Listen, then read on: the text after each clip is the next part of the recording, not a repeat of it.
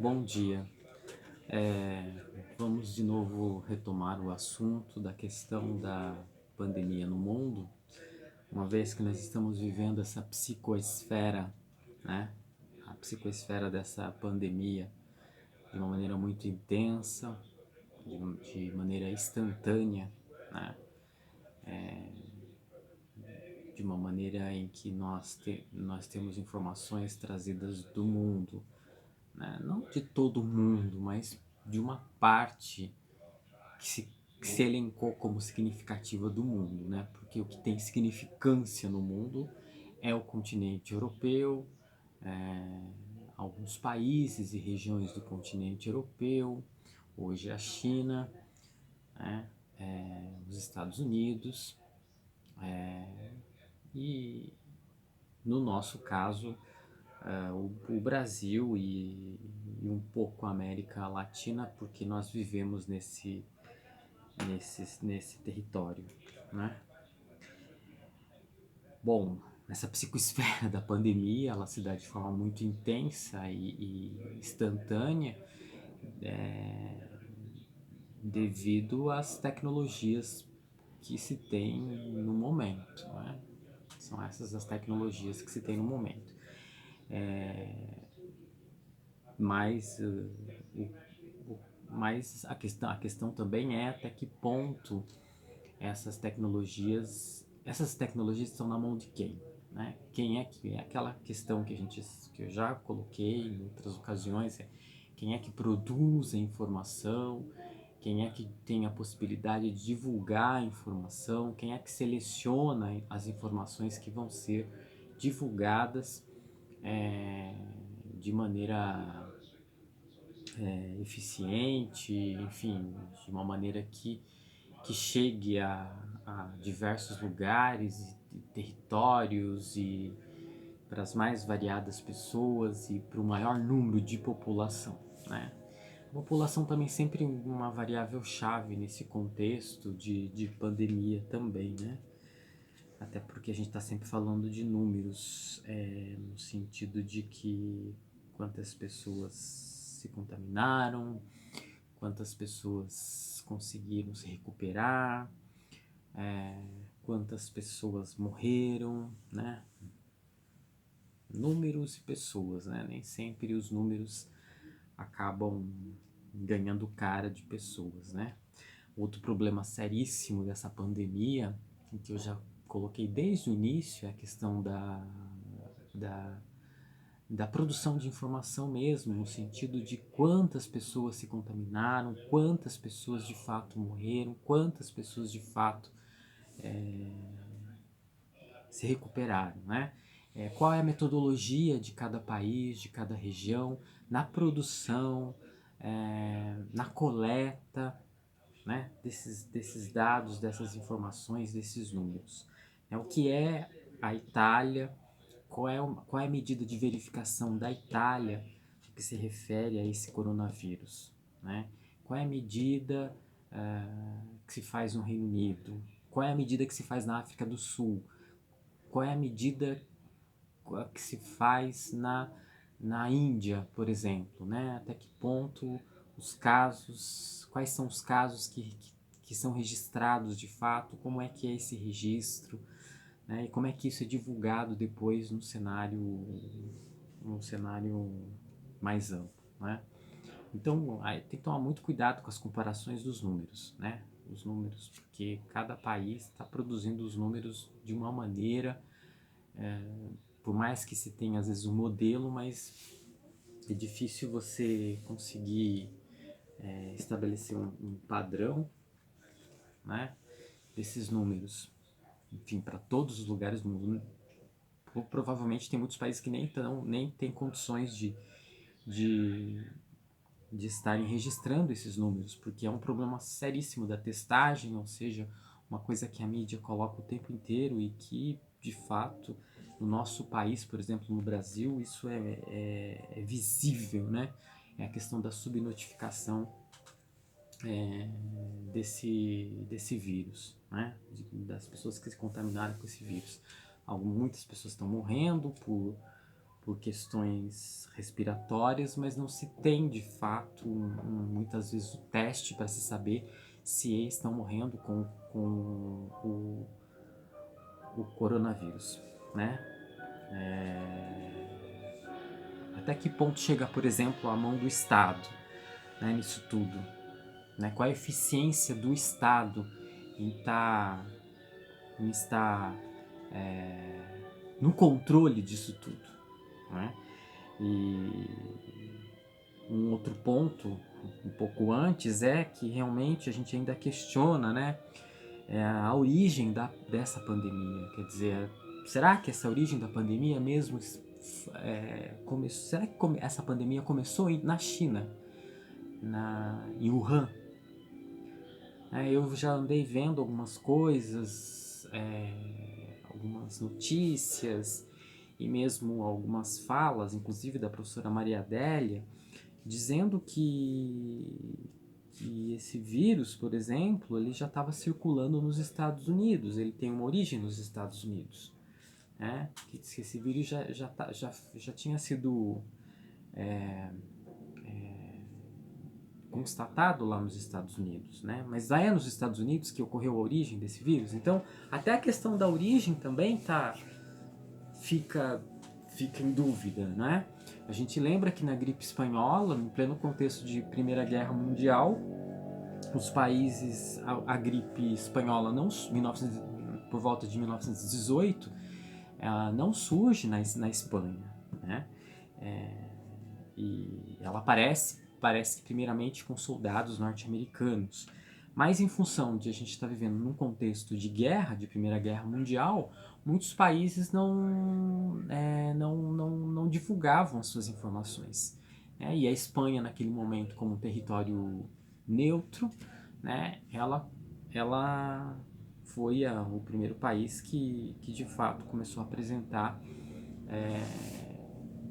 essa pandemia para o mundo, que foi a gripe espanhola, né, que atingiu o mundo e inclusive atingiu o Brasil. Então, como eu falei, a questão da origem fica também, até a origem é questionável, né? A outra coisa também que a gente não pode deixar de citar é a questão do Estado, né? Mais uma vez, o quanto que é importante o estado do bem-estar social forte, né? Um estado do bem-estar social forte.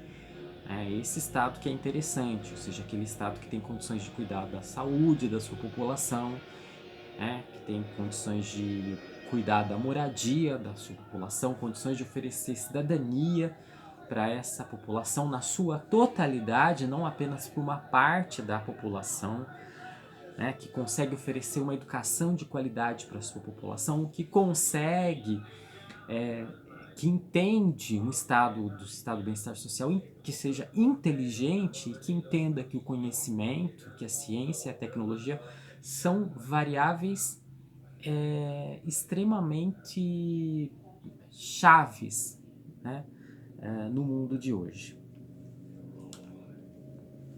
Bom, e aí, mais uma vez, a gente volta à questão da China enquanto país continental, né? Enquanto um país continental, em termos de grande extensão territorial, de grande número de população, como é que a China conseguiu, de fato, controlar essa pandemia no seu gigantesco território, né?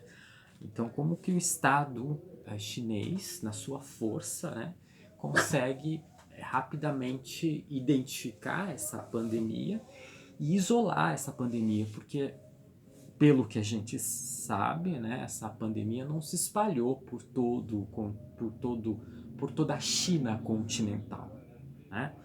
Não se espalhou por todo o território chinês.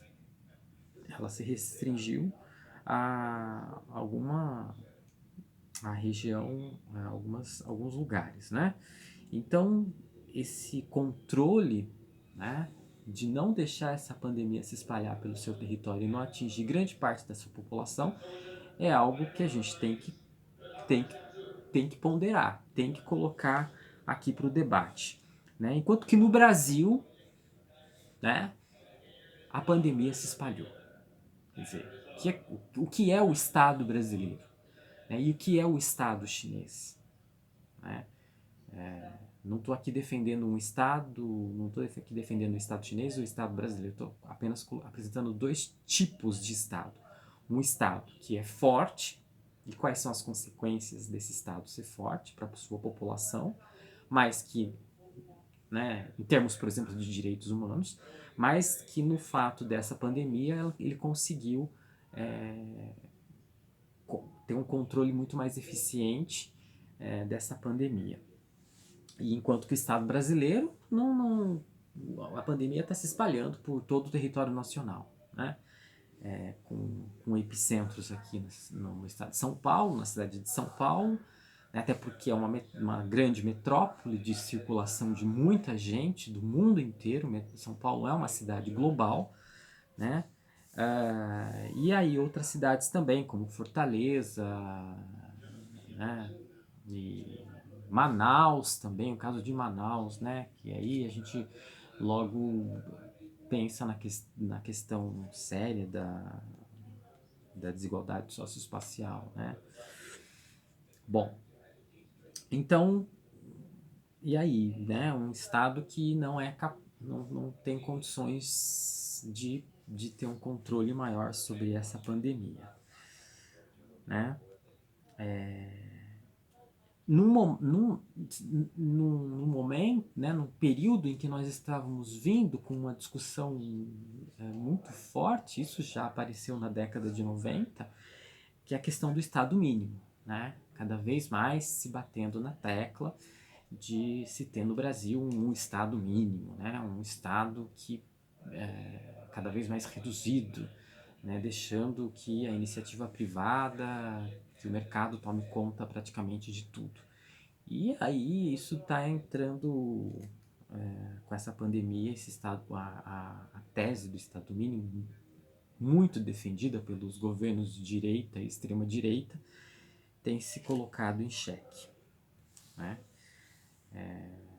Porque não é capaz de articular, por exemplo,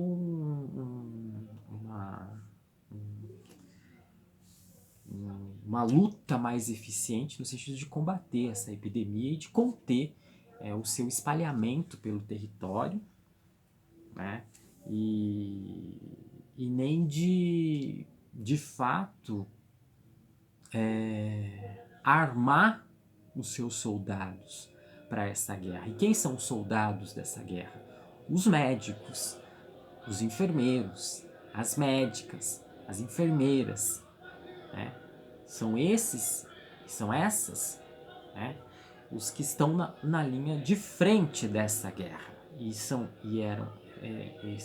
os médicos, são as médicas, são os enfermeiros, são as enfermeiras que deveriam ser extremamente valorizados e armados da melhor maneira possível para essa guerra. E, digo mais, o governo, o Estado brasileiro deveria estar concentrando todas as suas energias em cima dos seus soldados, que são os enfermeiros, as enfermeiras, os médicos e as médicas, né? Dando todo o equipamento necessário para que esses novos soldados, né, que estão salvando vidas, né, que estão cuidando de vidas e comprometendo as suas próprias vidas, arriscando as suas próprias vidas, estão muito não estão sendo de fato considerados como os principais agentes responsáveis, né? Como os agentes mais importantes nessa luta e nessa guerra, né? O governo deveria estar concentrando suas energias para equipar, para preparar esses seus soldados, essas pessoas que estão de fato nessa linha de combate. E, claro, né, orientar corretamente, seriamente a sua população. E a gente sabe que o isolamento social é a melhor medida nesse momento, porque não se tem uma vacina. E, aliás, será que de fato a ciência, por exemplo, no nosso país, que a gente sabe que não, né, tem sido valorizada para que no momento desse se possa ter pesquisas, mais pesquisas para se ter uma vacina, né, um conjunto de remédios para combater esse vírus. Uma outra coisa que não tem como não chamar atenção nisso tudo é a questão do tempo inteiro ficar se culpando o presidente. Quer dizer, parece que o presidente agora é o grande culpado de tudo isso, né?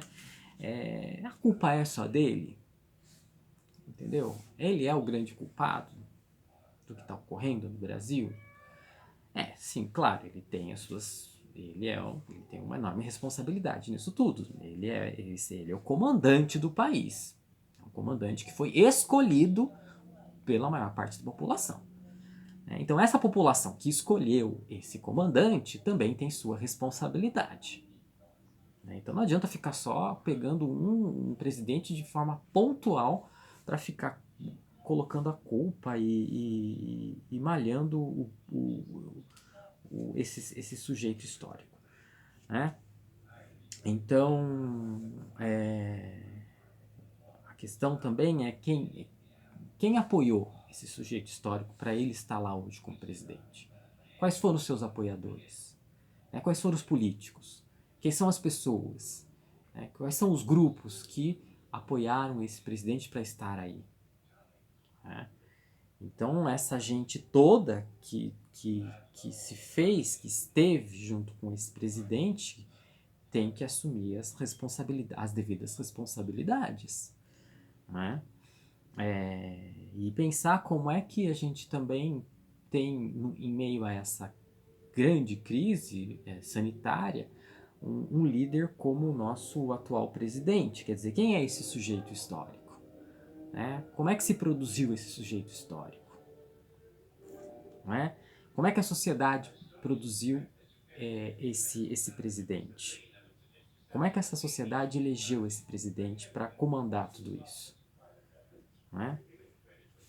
Então, a gente tem que pensar também essa sociedade. Se a gente tem um presidente com esse perfil, é porque nós temos uma sociedade também que em muito tem esse perfil. Então, pensar também a sociedade que produz esses tipos de governantes, como o Collor, como o atual presidente, e outros tantos que virão.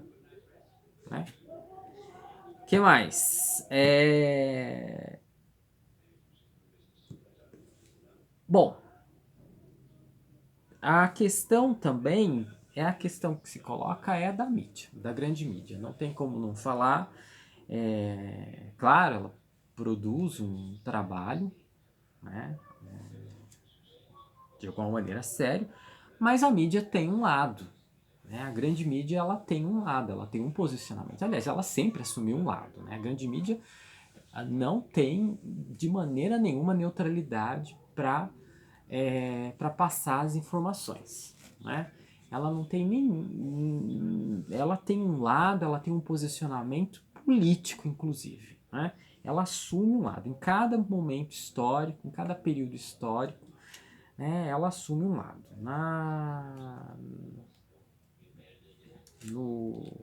Na ditadura ou no regime de exceção, como querem alguns, a mídia tinha um posicionamento. Na abertura democrática do país, a mídia teve um outro posicionamento. Na eleição do Collor, a grande mídia teve um posicionamento. Apoiou visivelmente o Collor no poder. Enfim, em cada momento político a mídia teve o seu posicionamento. Então a mídia não é isenta, ela tem os seus interesses. Então a gente tem que... ela tem um lado realmente de informar, de querer ajudar, enfim, mas ela também tem os seus interesses e ela assume um lado da história. Isso tem que ficar claro. O que eu acho que o interessante seria apresentar as diferentes visões. Apresentar os diferentes lados e executar uma certa imparcialidade. Isso seria interessante, principalmente por uma grande mídia que atinge um grande número, um gigantesco número de pessoas, né? Mas enfim, ela tem um posicionamento, né? E se ela tem esse posicionamento, eu acho que é muito legal que ela deixe claro isso. Olha, estou assumindo esse posicionamento. Se bem que está muito claro, né? Só não vê também quem não quer. E é lógico que isso varia no tempo e ao longo do tempo, né? Bom, o que mais que eu poderia falar? Temos de... Acho que essa questão da pandemia também colocou uma questão que é a questão das aglomerações populacionais, né? Como eu já falei em outros vídeos, a questão da aglomeração populacional é um fator chave aí também para se repensar, né? Se esse vírus continuar a circular, né, e não se achar logo uma vacina para esse vírus, a questão das aglomerações vai ficar comprometida, né? Então, por exemplo, como é que a gente vai ter várias pessoas assistindo uma missa, por exemplo? Né? Eu também sou católico. E então, como que a gente vai estar numa missa assistindo uma missa cheia de gente participando da missa?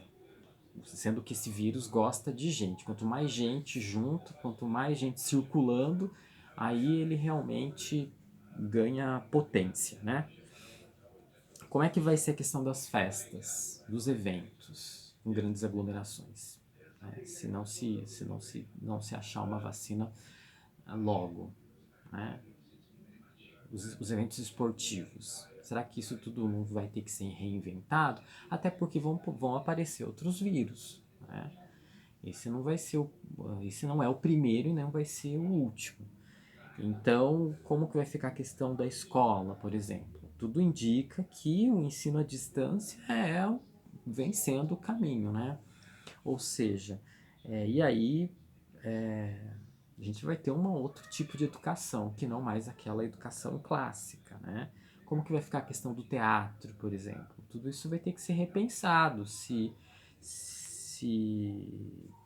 se a gente tiver dificuldade em estar juntando as pessoas no mesmo espaço, no mesmo lugar, não é?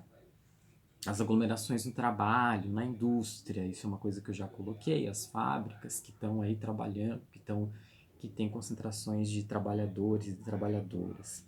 Né? O que é que está acontecendo nessas fábricas? As pessoas estão protegidas? Né?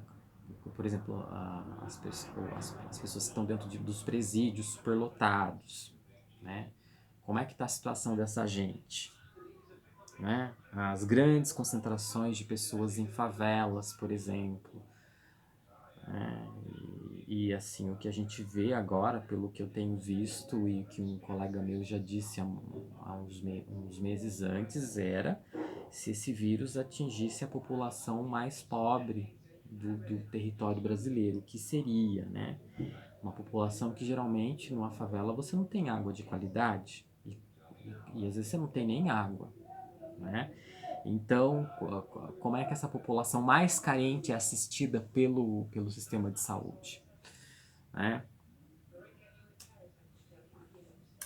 Bom, a questão dos políticos no Congresso, tudo indica que, né, será que esse vai ser o caminho mesmo de se fazer debates políticos via internet? Entendeu? Né? O que mais? Acho que a questão a questão do transporte, né? Como você vai circular em ônibus superlotados, ou mesmo fazer os que podem, né? Aqueles que são de classes mais abastadas, até porque o vírus circulou primeiramente de avião e também de cruzeiros, né? Luxuosos, né? Chegou por esses objetos técnicos, né? Que restritos a uma camada da população, né?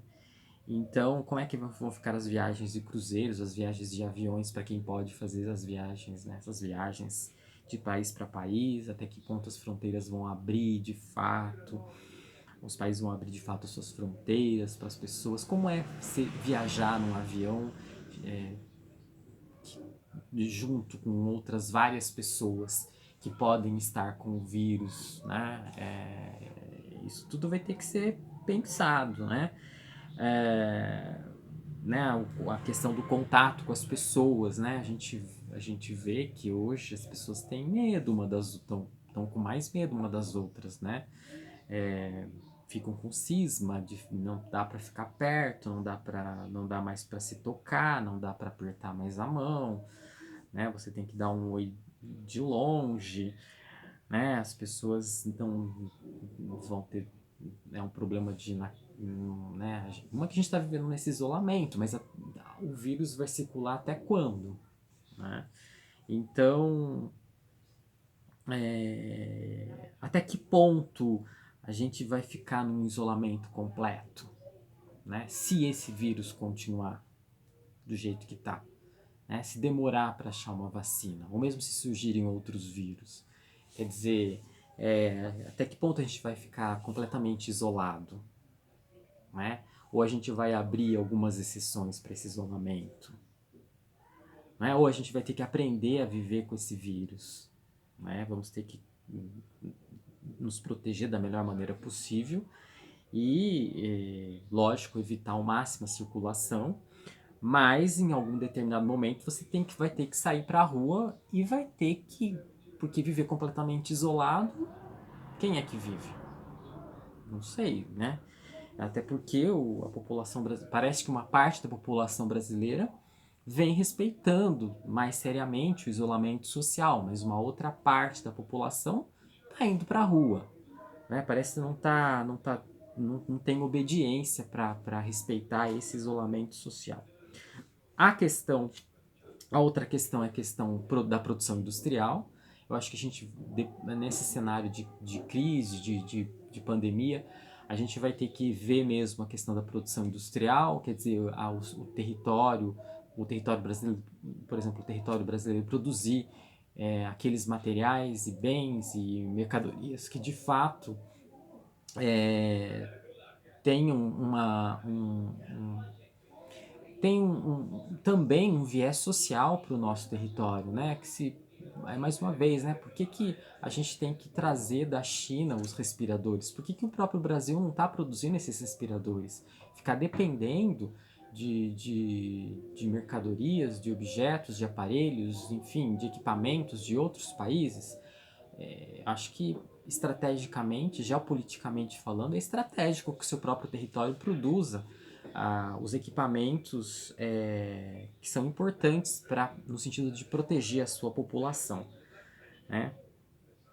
Então, o que mais que eu poderia falar, né?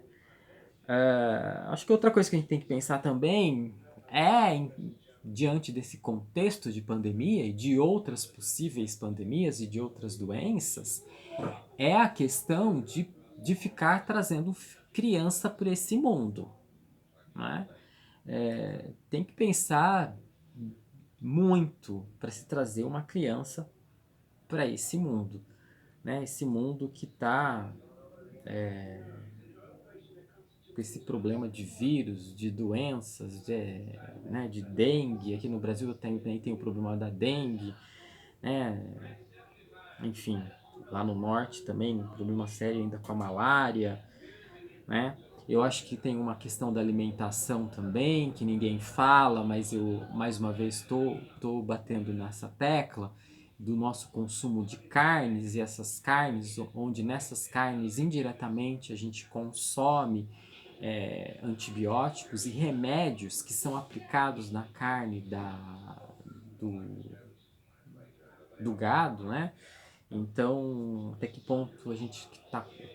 O que é que de fato a gente está. O que é que de fato tem na nossa alimentação? Né? Então, isso também é um ponto para a gente pensar, de repente, a resistência desse vírus, né? A dificuldade que se está encontrando para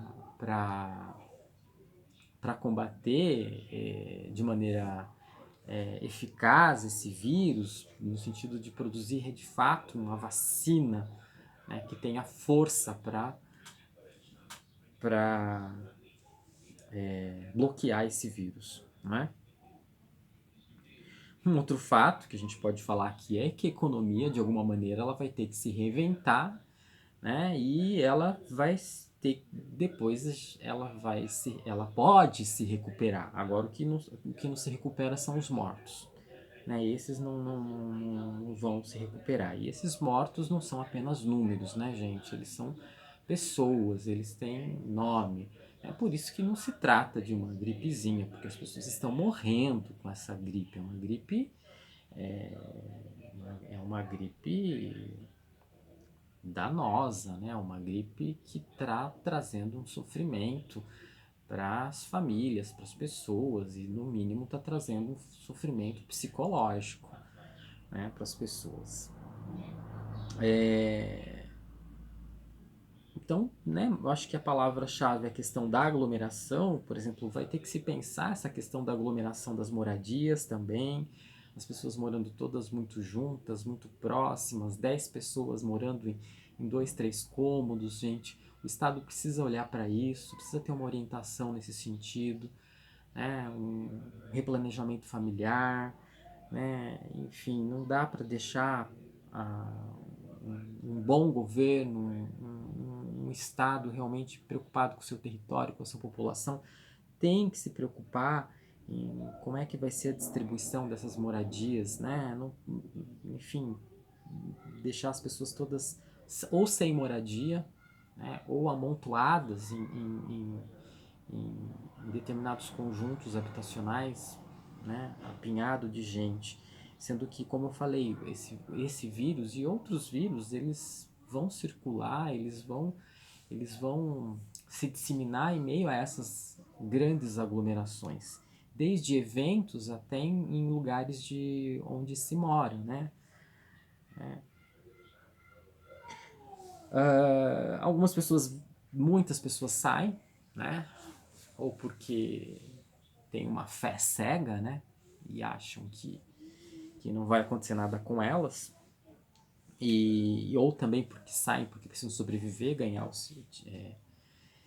como fala, ganhar o seu, o seu sustento, né? Então precisam sair, né? Não tem como ficar confinado numa casa, né? Porque tem que pagar aluguel, porque tem que comprar o leite para as crianças, tem que colocar o que comer na casa, então elas têm que sair para sobreviver. E aí, eu não sei, toda essa população circulando, né? Que a gente vê que no Brasil a população está circulando, né? Como eu falei, uma parte vem respeitando o isolamento, ou vem conseguindo fazer o isolamento, porque tem condições de fazer esse isolamento, e uma outra grande parte não tem essas condições. Então, acabam tendo que sair mesmo. Ou também porque por desobediência mesmo, né? Porque o brasileiro, de maneira geral, não tem a mesma disciplina que os britânicos, né? Então, essas pessoas que estão saindo, estão circulando, uma parte, né, infelizmente, está falecendo, né? E é como sempre se diz, né? Aqueles que têm um mínimo de sensibilidade social, sensibilidade humana, sabem que o isolamento social é para que menos pessoas se contaminem e para que menos pessoas desenvolvam uma doença mais agressiva, né, e que não precisem ficar em leitos de UTI, né, porque o sistema de saúde, como tudo indica, como a mídia vem falando, está entrando em colapso já em alguns lugares do território brasileiro, né? Então, por isso que precisava respeitar essas medidas para que a gente amenize esse sofrimento, diminua o máximo possível o número de mortes. Por isso, a questão dessas medidas de proteção, como máscara, isolamento social, né, a higienização necessária e tal. Bom, Então eu acho que, assim, vai, vai acabar ocorrendo, isso também eu ouvi um médico na TV Cultura, no Jornal da TV Cultura falando, uma espécie de seleção natural. Algumas pessoas vão se contaminar, vão criar uma resistência, ou mesmo vão se curar, outras vão falecer, né? Infelizmente, teremos menos falecimentos se houver, de fato, uma ação preocupada com a vida por parte dos nossos governantes, né? E também uma consciência da população em respeitar e seguir e ajudar essas orientações para se proteger e evitar o máximo possível de mortes, né? Mas de fato vai ocorrer uma seleção natural, os mais resistentes vão sobreviver, né? Agora, a questão é que outros vírus também poderão vir, não se sabe se pode, depois de um primeiro surto desse coronavírus, você ter um outro surto, né? Porque não se sabe se de fato as pessoas criam resistência e talvez para um futuro próximo a gente vai ter que usar máscaras mais futurísticas, no sentido de máscaras que de fato façam uma filtragem do ar e que protejam a boca, o nariz e os olhos. É isso, gente. Um abraço.